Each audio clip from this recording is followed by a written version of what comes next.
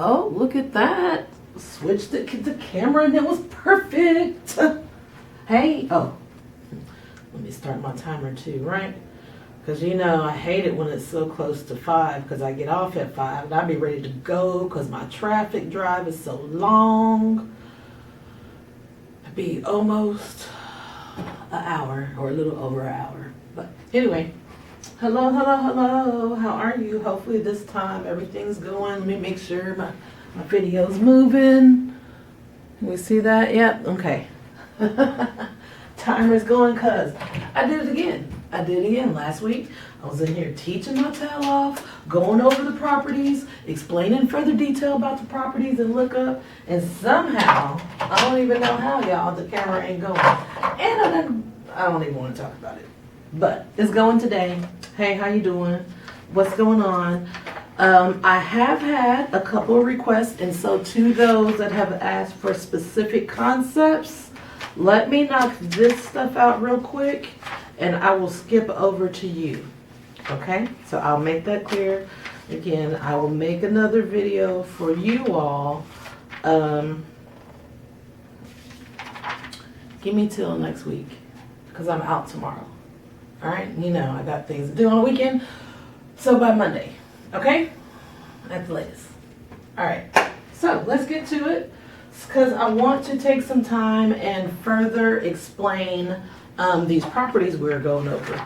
And so all this information is basically targeted on solving linear equations in one variable.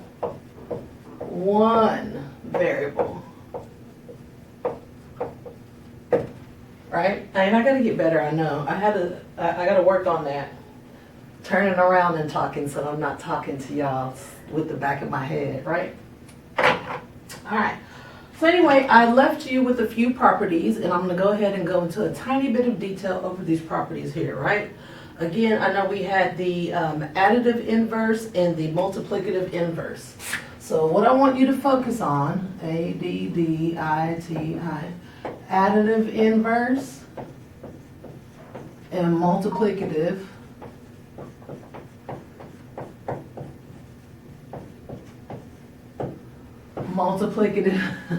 inverse. Yeah, I'm gonna have to do some practice on that whole turning the back and writing on the side, right? You would think, and they teach you that when you're going to school to be a teacher. I don't know where I felt that.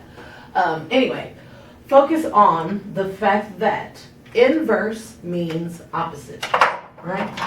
So these right here, inverse means opposite.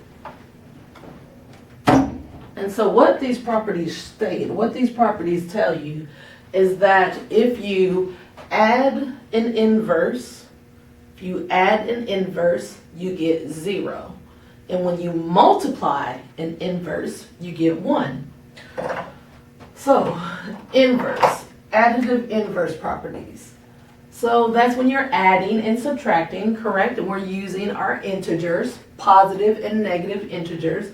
And again, all that says is if you have a positive 3 and you add a negative 3 to it, you are adding inverse signs. Now I know this notation may look a little weird to you. The definition of subtraction is adding a negative. So you'll always see it written like that. It is the same as this. And if you need to see it, so all of these are the same format. I mean, they all have the same meaning. I know they look a little different, but they all have the same meaning. This is saying I'm adding a negative 3 to a positive 3. This says positive 3 is losing 3. Positive 3 is losing 3. The point of that is if you add inverse values, opposite values, if you add a negative 4 and a positive 4, I don't know how that came out as a 5, you guys. That was crazy. If you add a -4 and a +4, whatever your inverse values. If you have a positive W and a negative W, okay, those are inverse values. Positive S and negative S, those are inverse values. If you are adding opposite values, opposite, a positive and a negative of the same value, it will always give you result in a 0, right? 3, positive 3 minus 3, 0. 3 minus 3, 0. Positive 3 minus 3, 0. -4 plus 4, 0, right? If you owe $4, I owed $4. So that means I was missing $4. And somebody gave me $4, now I'm even, right? So, adding inverse, and that is what you use a ton. You are using your additive inverse all the time when you are solving equations, okay? Especially linear equations. And now the multiplicative inverse means, now remember I told you rules don't change, right?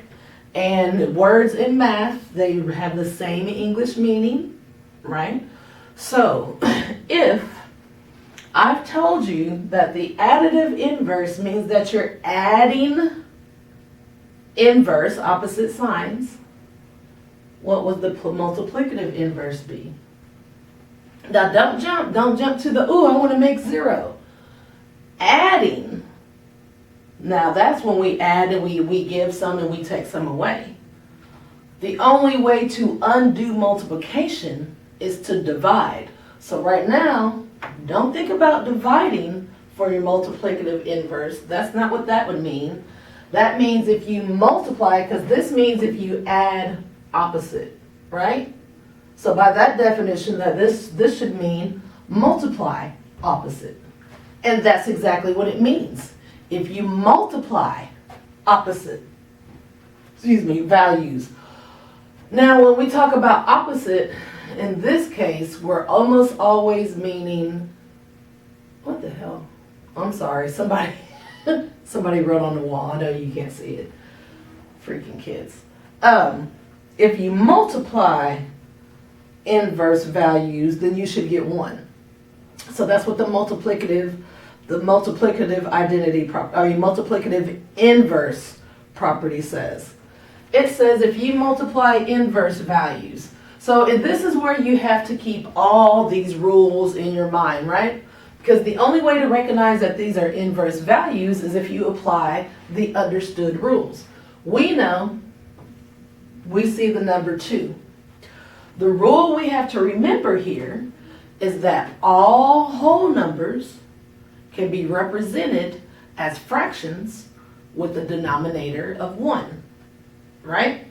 All whole numbers are fractions with a denominator of 1. Go all the way back to my first video when I'm talking about fractions, okay?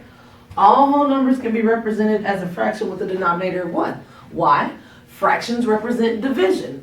Your numerator is divided by your denominator. The top is divided by the bottom. So it says 2 is divided by 1. Another way to put that is how many times can I put 1 into 2? How many 1s go into 2? 2, right? So all whole numbers are going to be fractions with a denominator of 1, saying that that's that value divided by 1. We have to keep this rule here. We have to remember this rule in order to utilize the multiplicative inverse property. Multiplicative inverse property states that if I multiply inverse values, opposite values, I will get 1. So if I add opposite values, I get 0. If I multiply opposite values, I get 1.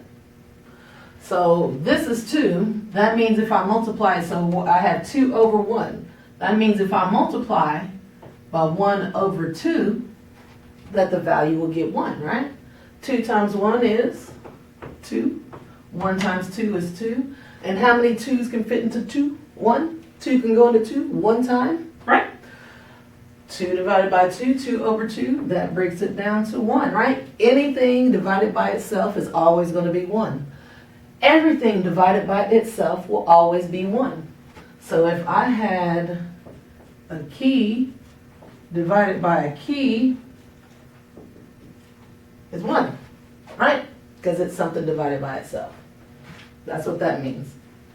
So again, when we're talking about the multiplicative inverse, we are multiplying opposites. So what are opposites called when you're dealing with fractions? Opposite fractions have their own term. Then there's that back again, right? Reciprocal, right? Reciprocal, that means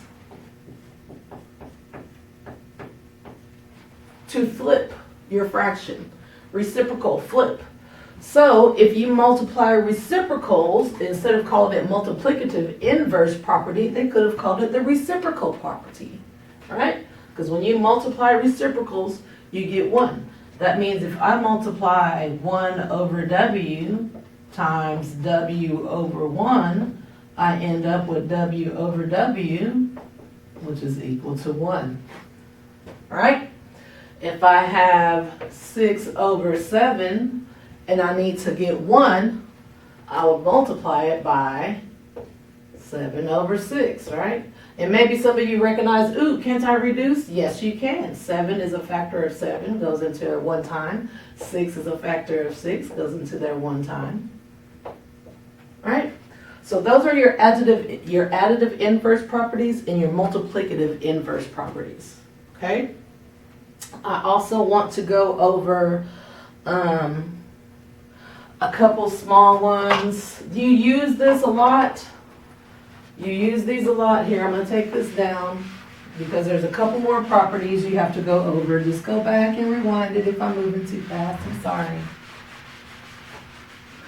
And I haven't forgotten about you peoples. I haven't forgotten about my college algebra students. I'll get y'all, okay? But I bet a lot of what you guys are working on will be answered in some of this, okay? What else? Identity. Oh, yeah. So, we have a couple other properties. Additive identity property. We have the additive identity.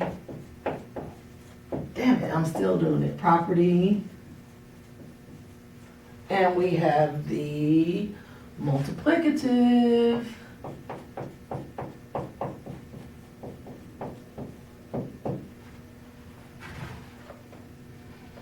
identity, yeah. So,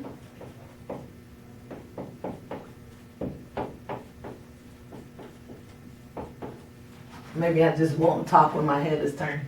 When we talk about these identity properties, what does it mean to have identity? What is an identity, right? If I'm talking about someone's identity, I'm talking about who they are, their self. If I'm talking about my identity, I'm talking about who I am, right? So the additive identity property is a property or a rule that tells you how to get what you started. What can you add to a value? Because you have to add something. You have to add something to a value and get that same value that you started with. So if my value is A, what can I add to A that doesn't change A's value? I can add 0, right? Additive identity. That means if I add 0 to anything, that I will get what I started with as long as I add 0 to it, correct? You're like, why do I need this? You will see. You will be like, oh, I love this. I love it, I love it, I love it, right? And so exactly the same thing. So, I mean, all it is 3 plus 0 is going to equal what? 3? Or if 3 plus 0 will even equal the same as 0 plus 3. Right? Okay. All of that, no matter what, is going to equal 3. That is the additive identity property. Additive identity property. What about the multiplicative identity property, right? So here, this time we move away from addition again and we move to multiplication. And you probably already know this answer. What value can we multiply by to make sure that we get what we started with? Okay, yes.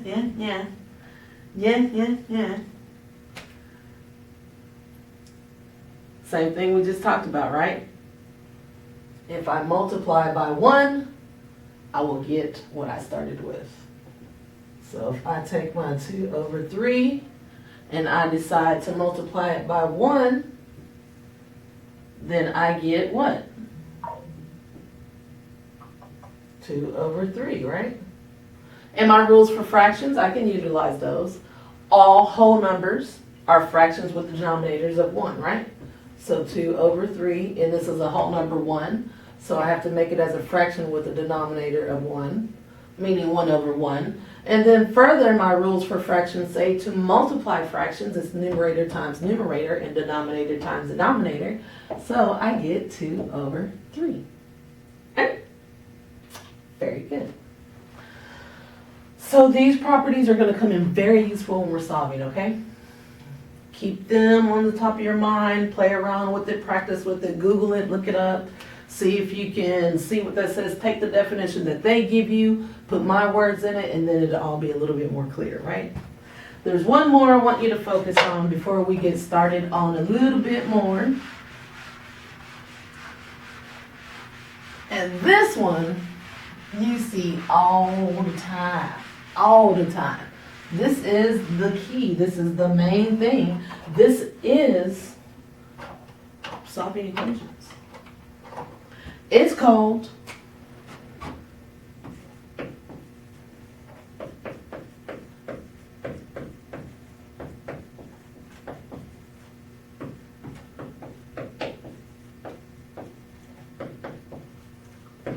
all right. Addition property of equality.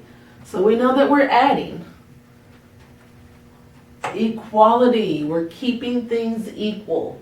So this is the official rule. You've always said, I just know if I do something to one side, I got to do it to the other. I don't really know why, but I just have to. It's because of this. It's because of this and because of the equal sign. Equal means is, right? And every time you add it equals, you've changed an expression to an equation. You've gone from this is an expression that is now an equation. Why? Because you have an equals and you have an 8. It equals 8. That means you have two of the exact same values on either side of the equals.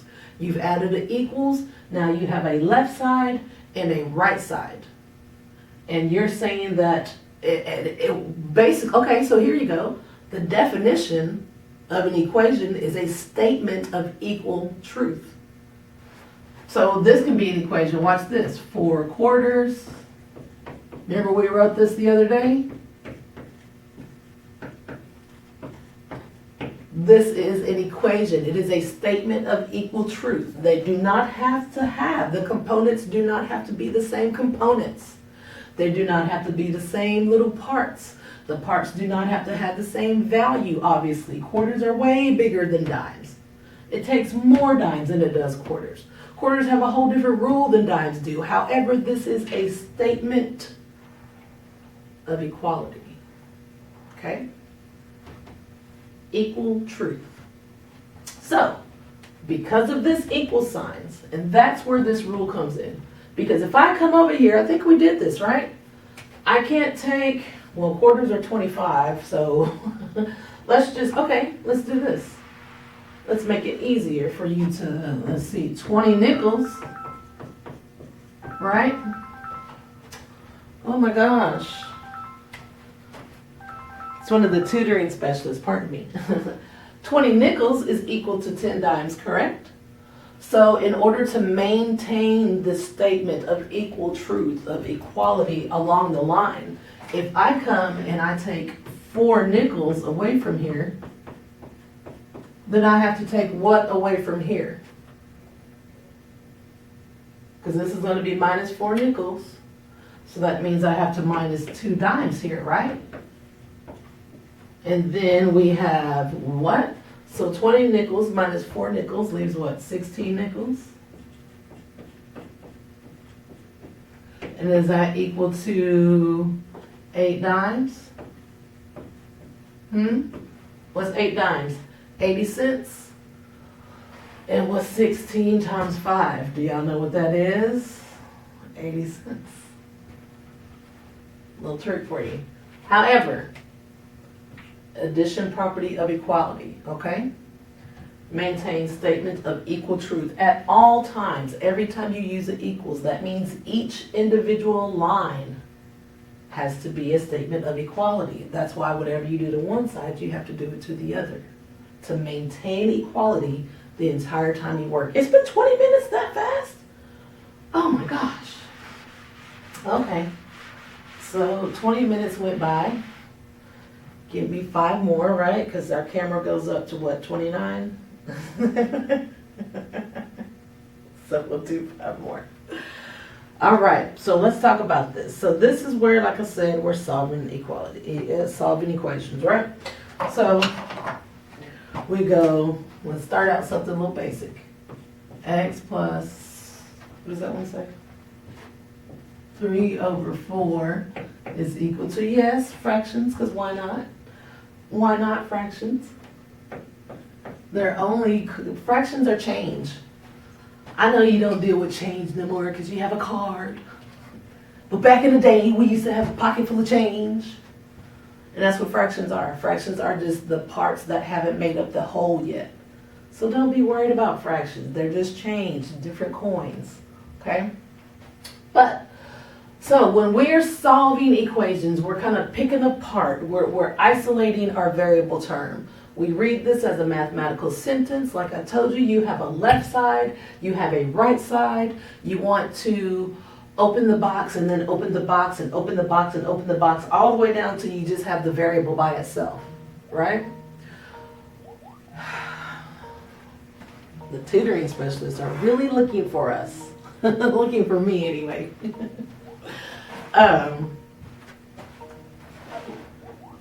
Good gracious, be quiet, phone. Okay, so I was talking about solving again. So when we're solving, you're going to isolate the variable. You're kind of going to undo the math sentence. You're going to undo what's been done to it.